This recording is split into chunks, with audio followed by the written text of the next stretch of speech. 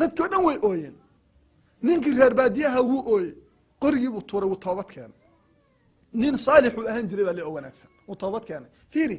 way arkeen si caddaana bay u arkeen qofkii oo qabriga lagu cadaabayo qofkii oo qabriga lagu cadaabayo waxaa midaas la mid ahayd qiso salaada subax een cajalad ah aan mar ka sheekeynayey oo ahayd wiil dhalinyaro ah fiiri nin imaamiyada muslimiinta ka mid ah wuxuu leeyahay bal qisadan dhegeysta waa wiil yar oo khaatumo xumo ilaahay u qoray isagana wuxuu leeyahay maalin anoo masaajidka fadhiya ayaan waxaa ii yimid nin ordaya qisadan riyaad bay ka dhacdaa sacuudiga markaasuu wuxuu yidhi sheekhii aweys ale waa ka soo bax wax balaayaa dhacday hor maxaa dhacay waan orday qubuurihii baan tagnay askar baa ku wareegsan lama geli karo waa artay meesha wax ka dhacaan waxaa lagu xiraa wax lama geli karo markaasa waxaa la yidhi waxaa soo geli karaa culimada keliya iyo askarta waan soo gallay biyo markaasaa waxaa u nimid buu yidhi wiil dhalinyaro ah oo qabri kor yaalla oo meyd ah meeshu goglahi wuu yaallaa markaan wuxuu yidhi u nimid ayaan waxaa niri buu yidhi maxaa dhacay markaasaa la yidhi godka fiiriya godkii la qoday godkii baan fiirnay godkii marka la dhammaystiray ayaa waxaa ka soo baxday abeesa weyn oo tiirkaas leeg waa ka soo baxday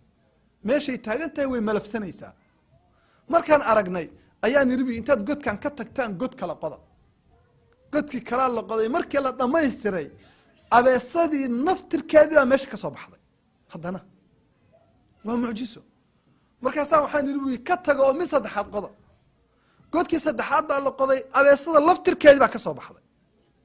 markaase culimmada waxay dhaheen abeesadan waxaan samayna ma naqaanee askarta inta loo yeero xoog lagu qabto godka ha laga saaro biraa la keenay abeesadii baa la qabtay waa la jiiday banaankaa loo bixiyey cunugiina duugaan iri cunugii wixii markaan qabrigii dhignay abeesadii ayadoo saynta saa u warfinaysa bay dadka dushoodii oo dhan ka soo booday say u socday bay dam godkii bay ku dhacday annagoo u jeednay cunugii ku bilowdayba inay cunto wallaahi wuxuu yidhi lafihiisa jajabaya qajajacdoodaan maqlayay buu yidhi sheekhi wiilkii way ruugaysaa markaasaa waxaan yidhi bu ciidda ha lagu dada iyadoo cunaysa lama wax la qaban kara ma aha bahal aad u weyn godkii baan ku dadnay biyo waan ka tagnay anoo wuxuu ooyayay oo la yaaban wiilka wixii ku dhacayay ayaan iri bi aabihii hala ii geeyo culimadii baa tiri aabihii baan u tagnay nin oday ah waa yeel saan iri adeer wiilkaagu muxuu ku mutay waxaas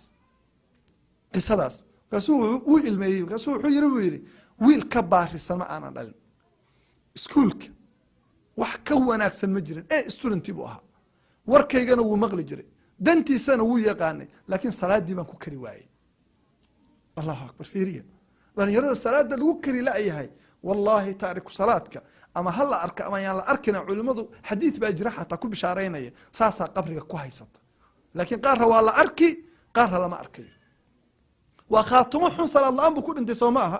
dadkii oo u jeeda baa la cadaabay fiiri waa waxyaabaha cajiib kale waxaan u gudbayaa wax yar oon ka sheekaynaynaa calaamaat xusnu lkhaatima calaamado lagu garto ma jiraan khaatimada wanaagsan oo qofka hadday ka muuqdaan la garanayo qofkan inuu khaatimo wanaagsan ku dhintay way jiraan calaamadahaas waxaa ka mid a annutqu bitawxiidi cinda almowt qofka markuu dhimanayo tawxiidka ku hadla qofki yirahdo markuu dhimanayo laa ilaha ila allah dhaha xadiidka nabiga sal allahu alay wasalam man kana aakhiru kalaamihi laa ilaha illa dakhala aljanna xaakim baa wariyey qofkii markuu dhimanayo dhaha laa ilaha illa allah jannaduu gelayaa xadiidkan dadka ay ka muuqatay waxaa ka mida nabiga sal allahu alay wasalam rasuulullah waxay caaisha leedahay xadiidka imaam albukhaari uu wariyey iyo keyrkiis nabiga markuu dhimanayey sakaraad aad u badan baa la sakaraadiyey waxay leedahay rasuulka markaan arkay kadib qof dhibaata hayso oo dhimanaya oo xanuun hayo maba dareemaba anugu dhibkii rasuulka haystay markaan xusuusto markaasaa waxaan arkay bay tiri wejigiisi oo dhan baa dhidid biyo noqday xanuun keliya markaasuu dhiiggu saa isaga gurayaa sidii biyo camal markaasuu baaquli meesha buu ku daadinayay baaquligu intuu gacanta geliyo biyo wejigiisa mariya dhididka ku dhaqo ayuu saa isaga hoorinayay markaasuu wuxuu lahaa laa ilaaha ila allah ina lilmowti lasakaraat laa ilaaha ila allah walla geeridu xanuun bay leedahay sakaraad bay leedahay allaahuma hawin calaya sakaraat almowt ilaahayow ii fudaydi sakaraat lmowt isagoo saas dhahaya ayuu dhididkii saa isaga guraya oo dhahaya laa ilaaha ila allah ayuu wuxuu yiri markii ugu dambeysay fi rafiiqi alaclaa waxaan doortay jamaacada sare ayaan doortay waxaan doortay qolada sare waa xadiidka la yiri ay riwaayadaha qaarkood leeyihiin rasuulka maalin buu mimbarka ka istaagay markuu dhimanaya wax yar ka hor markaasuu wuxuu yidhi addoommada ilaahay ka mida ayaa ilaahay wuxuu dooransiiyey inuu ama adduunka doorto ama inuu aakhire iyo ilaahay agtiisa doorto dadkii oo dhan caadi bay iska ahayeen abubakr baa istaagay markaasuu ooyey wuu ooyey abubakr wuu ooyey daddaa waxay dhaheen odaygan maxaa ku dhacay nebigu wuxuu ka sheekaynayaa qof aakhiriya adduun la dooransiiyey oo ilaahay agtiisa wixii yaalay doortaye muxuu la ooyayaa markaasaa saxaabadu waxay dhaheen markuu nebigu dhintaan waxaan garanay inuu nebiga ahaa qofkaasi abubakra qofka noogu cilmiga badan uu ahaa fiiri laa ilaaha ila allah ina lilmowti lasakaraat dadka ay xadiidkaas ka daahiray waxaa ka mid ahaa abubakr laftirkiisa markuu dhimanayay fiiri ayaa caaisha soo kor istaagtay markaase waxay tiri intay la yaabtay xanuunka haya ayaa waxay tiri wallahi ma yugni tharaau can ilfataa